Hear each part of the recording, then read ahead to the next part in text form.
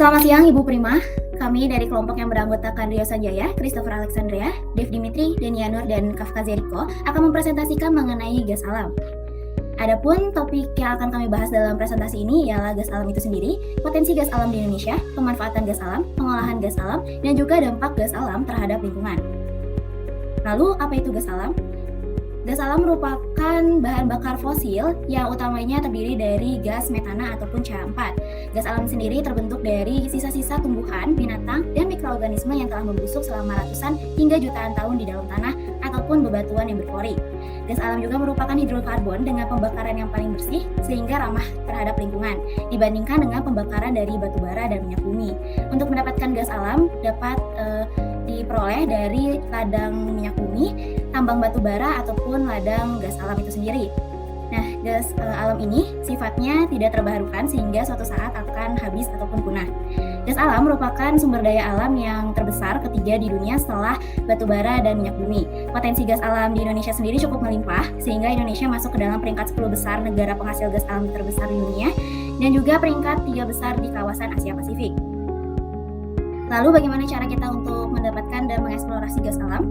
Gas alam yang tergandung di dalam bebatuan berpori pada kedalaman tertentu dapat ditemukan menggunakan ilmu geofisika ataupun ilmu geologi.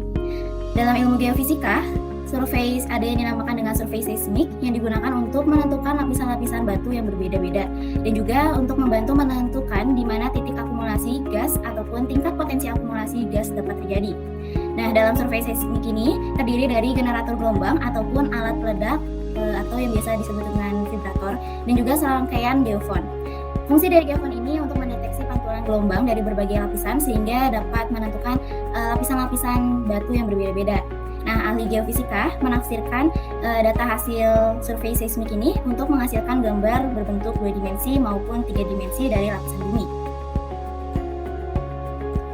Berikutnya, kita akan membahas tentang potensi gas alam di Indonesia. Di Indonesia sendiri memiliki cadangan gas alam untuk tahun 2021 62,4 triliun feet kubik. Ini berikut beberapa daerah yang memiliki sumber cadangan gas alam, yaitu Riau, Jambi, Sumsel, Kaltim, dan Irian Barat. Gas alam di Indonesia bisa berupa LNG, liquefied natural gas, yaitu 90% metana di suhu minus 163 derajat Celcius, LPG, liquefied petroleum gas, yang merupakan komponen utamanya propana dan butana, CNG, compressed natural gas, gas alam yang tetap jernih meskipun di bawah tekanan tinggi. Berikutnya, pemanfaatan gas alam. Berikut adalah 3 contoh pemanfaatan gas alam. Yang pertama sebagai bahan bakar untuk pembangkit listrik tenaga gas atau uap, bahan bakar kendaraan, dan sebagai gas kebutuhan rumah tangga. Yang kedua, bahan baku industri, pupuk, petrokimia, metanol, cat, plastik, besi tuang, pengelasan, dan bahan pemadam api ringan. Dan yang ketiga, komoditas energi untuk ekspor dalam bentuk LNG atau liquefied natural gas. Akan dilanjutkan oleh saya mengenai pengolahan gas alam. Proses pengolahan gas alam adalah sebuah proses industri yang rumit dan dirancang untuk membersihkan gas alam mentah dengan misalkan kotoran dan berbagai non-metana hidrokarbon lainnya dan cairan untuk menghasilkan apa yang dikenal sebagai dry natural gas. Pengolahan gas dimulai dari sumur bor. Komposisi gas alam mentah yang diekstrak dari sumur bor bergantung pada jenis kedalaman dan kondisi geologi daerah. Minyak dan gas alam sering ditemukan bersama-sama dalam yang sama reservoir.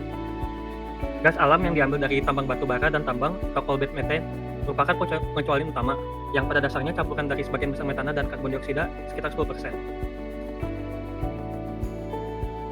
Di sini merupakan proses pengolahan gas alam secara rinci dari awal masuk pabrik hingga penyelesaian.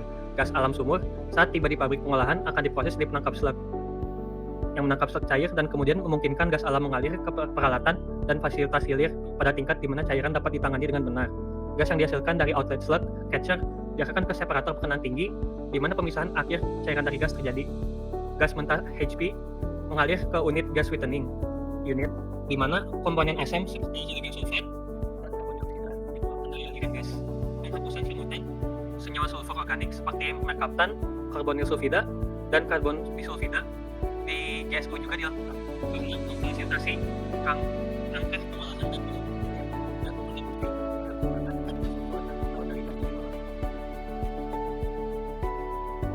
Aliran gas asam ini dari GSU dikirim ke Sumur untuk pengolahan. Aliran gas asam dari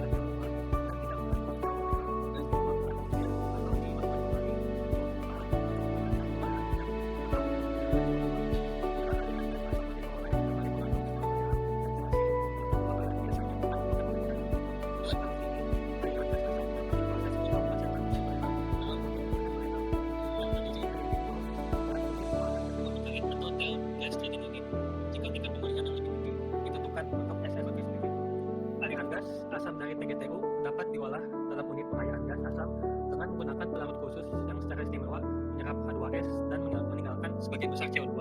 Aliran H2S kemudian didaur ulang ke unit Claus. Gas sisa akhir dari TGTU dibakar sebelum dibuang ke atmosfer. Selanjutnya bisa oleh Dev Dimitri. Kondensat dari fasilitas penerimaan digabungkan dengan cairan hidrokarbon yang dikeluarkan dari unit pengontrol titik temuan hidrokarbon. Kemudian diproses di unit stabilisasi kondensat yaitu CSU untuk mengurangi tekanan uap untuk memungkinkan penyimpanan di tangki penyimpanan atmosfer. Flash gas dari CSU biasanya digunakan sebagai bahan bakar gas atau didaur ulang ke feed gas. Di pabrik pemulihan NGL, cairan gas alam konvensional, gas umpan harus diolah terlebih dahulu untuk menghilangkan gas asam, air, dan merkuri untuk menghasilkan gas murni yang cocok untuk pemulihan cairan di bawah suhu kriogenik. Aliran gas umpan yang memasuki unit pemulihan NGL juga harus didehidrasi dalam unit saringan molekuler ke tingkat yang relatif rendah untuk menghindari pembentukan hidrat.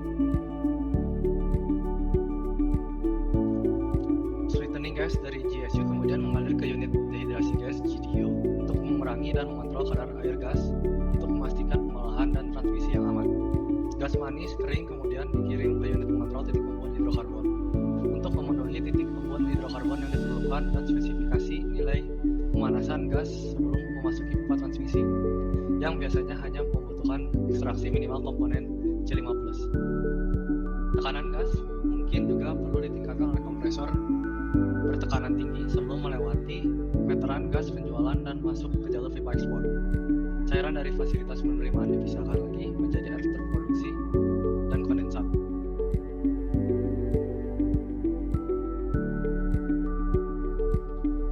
Langkah pengolahan terakhir dari pabrik NGL adalah unit pemulihan NGL. Hal ini dapat mencakup berbagai opsi dari proses pemulihan NGL yang sederhana hingga kompleks, yang menghasilkan seluruh rentang NGL yang tersedia dari gas alam hingga tingkat pemulihan yang tinggi. Produk NGL yang dihasilkan dari teknologi pemrosesan gas jarang mencapai spesifikasi produk tanpa pengolahan lebih lanjut. Oleh karena itu, produk NGL mungkin memerlukan perawatan tambahan sebelum dapat dijual ke pasar yang diinginkan. Diagram pengolahan ini sama ya seperti yang sudah dijelaskan oleh saya dan Kafka. Terakhir, di sini kami menjelaskan dampak gas alam terhadap lingkungan.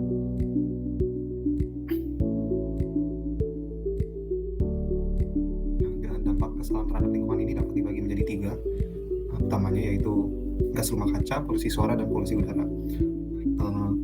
Dampak gas alam jelas mengakibatkan gas rumah kaca sebab gas alam sebagian besar terdiri dari metana yang merupakan gas rumah kaca yang sangat kuat.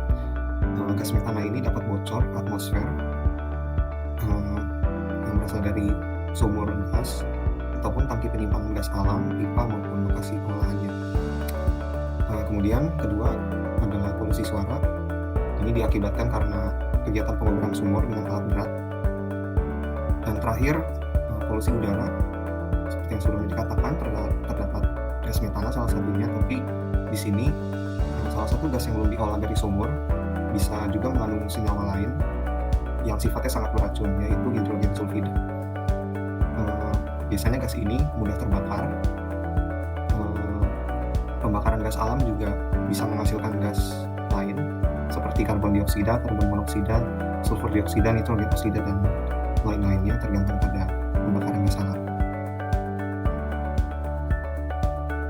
Kemudian berikut merupakan daftar pustaka dari topik pembahasan kami mengenai gas alam.